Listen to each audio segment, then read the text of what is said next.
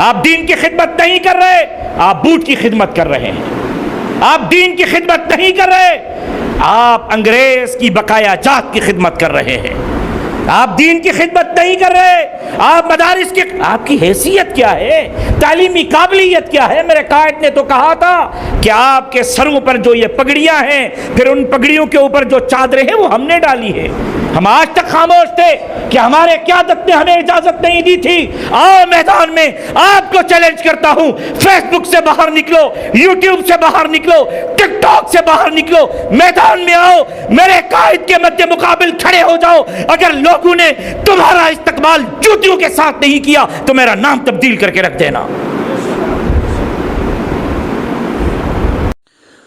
اس video کو آپ نے دیکھنا ہے جماعتی عصبیت سے نکل کر، دل و دماغ کو ذرا ٹھنڈا کر کے۔ آپ نے گفتگو سنی راشد سومرو صاحب کی، جو جمعیت علماء اسلام کے بہت بڑے کارکن ہیں اور صوبہ سندھ کے بہت بڑے لیڈر ہیں، اور یہ سب کچھ فرما رہے ہیں مفتی طارق مسعود صاحب کے بارے میں کہ آپ بوٹ کی خدمت کر رہے ہیں، انگریز کی بقایا جات کی خدمت کر رہے ہیں، آپ کی حیثیت کیا ہے؟ اگر آپ جمعیت علماء اسلام کے مقابلے میں آئیں تو عوام آپ کو جوتیاں مارے گی۔ آپ انصاف کے دائرے میں رہ کر اور عصبیت سے نکل کر مجھے یہ بتائیں کہ یہ الفاظ ایک عالم دین کے لیے، اور کہنے والا بھی عالم دین ہو اور جس کے بارے میں کہا جا رہا ہے وہ بھی آگے مفتی صاحب ہو، کیا یہ الفاظ مناسب ہیں؟ کیا یہ زبان مناسب ہے؟ کیا یہ بازاری زبان نہیں ہے؟ اخلاق سے دائرے کے ہٹ کر زبان نہیں ہے؟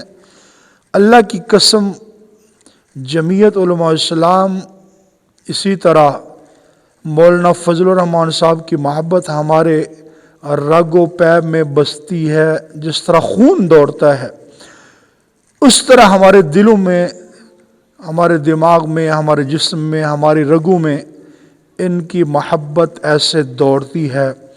لیکن ان حضرات کے یہ بیان سن کر دلی افسوس ہوا ہے کہ ایک عالم دوسرے عالم کو کیا مقام دے رہا ہے، کیا مرتبہ دے رہا ہے، اور پھر عوام کو کہ یہ کیا میسج دے رہا ہے۔ عوام کہاں جائے گی جب ان علماء کا ہی اختلاف نہیں ختم ہوتا؟ تو یہ ویڈیو پوری دیکھنی ہے۔ حافظ حمداللہ صاحب نے آخر میں جو ہے وہ بیان کیا ہے تو وہ سننے کے قابل ہے۔ اس نے تو اور ہی زیادہ ہمارے دل و دماغ کو ہلا کے رکھ دیا ہے۔ تو یہ ویڈیو پوری سن کے کمنٹ ضرور دینا ہے کہ انصاف کی بات کیا ہے۔ اب دوسرا ایک کلپ سنتے ہیں مفتی راشد سومرو صاحب کا۔ اب کیا ہمارے اکابر سے بھی بڑے متقی، پرہیزگار اور مفتی بن گئے؟ کیا آپ کی سوچ دارالعلوم دیوبند سے بھی بڑی سوچ ہو گئی؟ کیا کل تک دارالعلوم دیوبند کا فتویٰ نہیں تھا؟ کیا آج دارالعلوم دیوبند کا فتویٰ نہیں ہے کہ علماء اکرام کو حکومتی وظیفہ نہیں لینا چاہیے؟ چلو چھوڑو ان باتوں کو، میں کہیں اور نہیں جا رہا۔ سعودی عرب میں بھی حرم میں بھی کعبۃ اللہ، امام کعبہ کی مثال دے رہا ہوں۔ کیا آج امام کعبہ کو بھی اپنی مرضی کے ساتھ خطبہ دینے کا اختیار حاصل ہے؟ آپ نے سنا کہ امام کعبہ اور امام جو حرمین کے ہیں، مسجد نبوی کے امام صاحب ہیں اور امام کعبہ ہیں، یہ بھی حکومتی خطبہ سناتے ہیں، یہ اپنی مرضی سے کچھ نہیں کر سکتے۔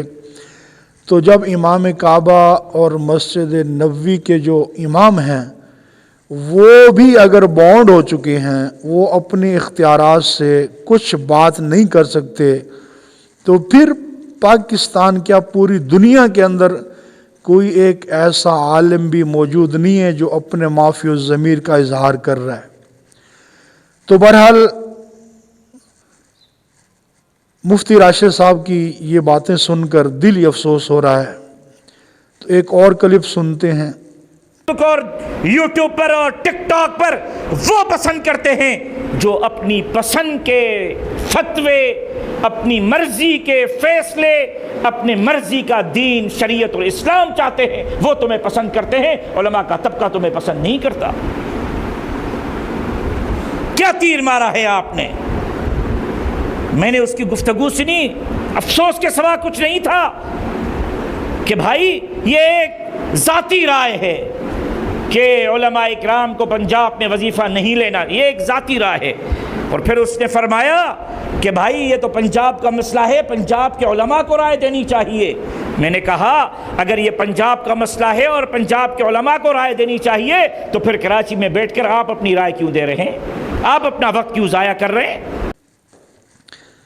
مفتی صاحب نے بتایا کہ مفتی طارق مسعود صاحب کو وہ لوگ پسند کرتے ہیں یوٹیوب پر، فیس بک پر، جو اپنی مرضی کا دین چاہتے ہیں۔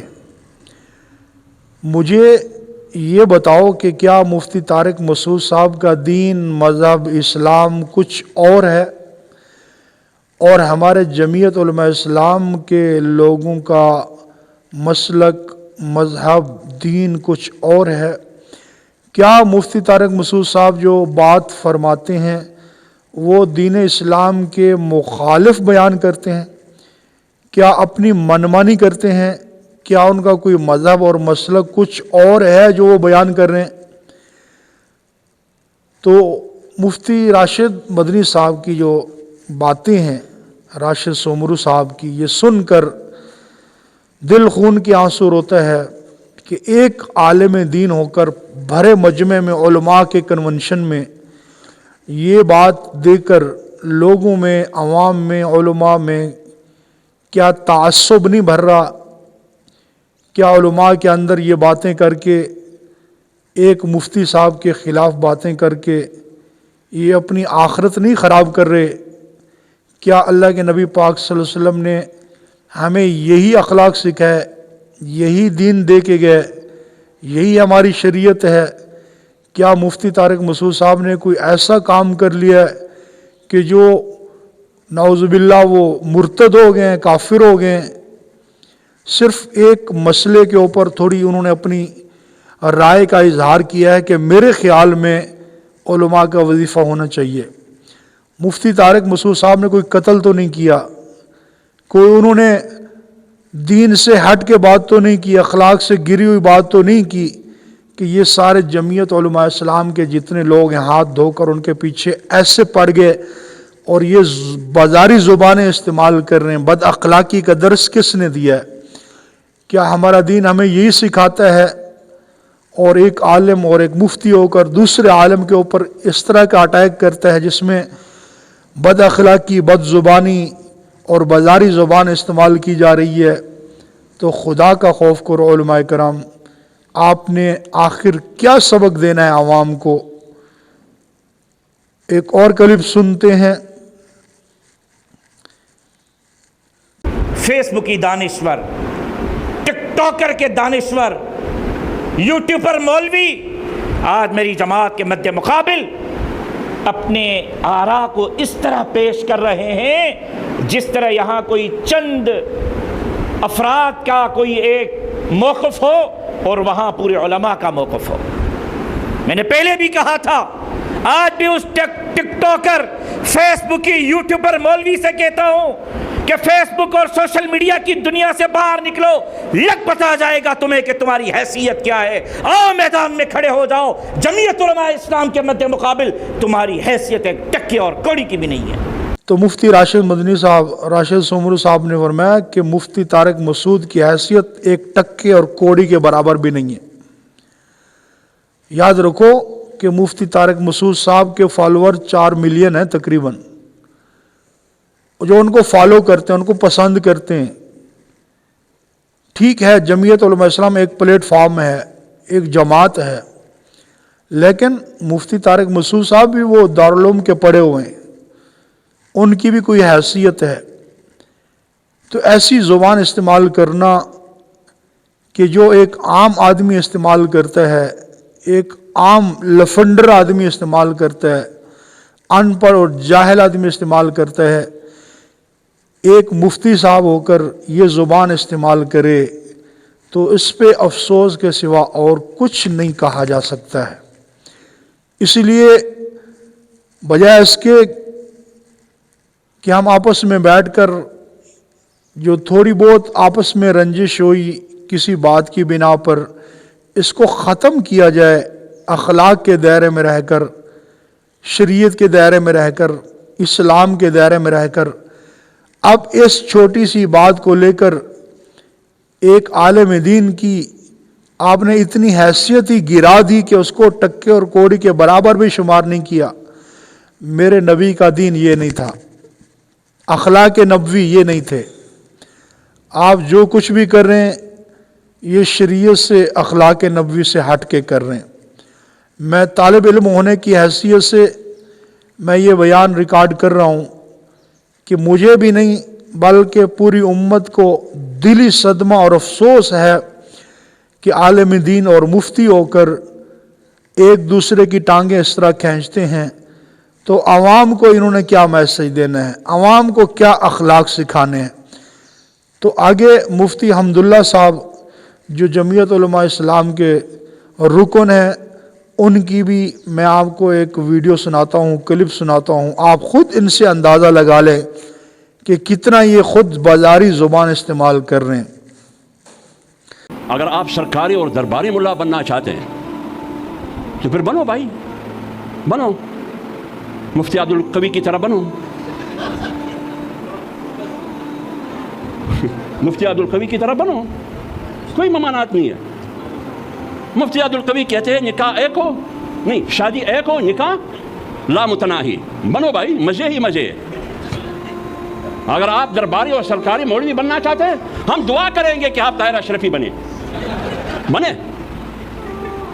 انہوں نے کہا کہ اگر مسلمان کی طاقت کو ختم کرنا ہے، وحدت کو، مولوی کو مولوی سے لڑاؤ، مولوی کو مولوی سے لڑاؤ تاکہ یہ آپس میں لڑے، آپ تماشا کریں۔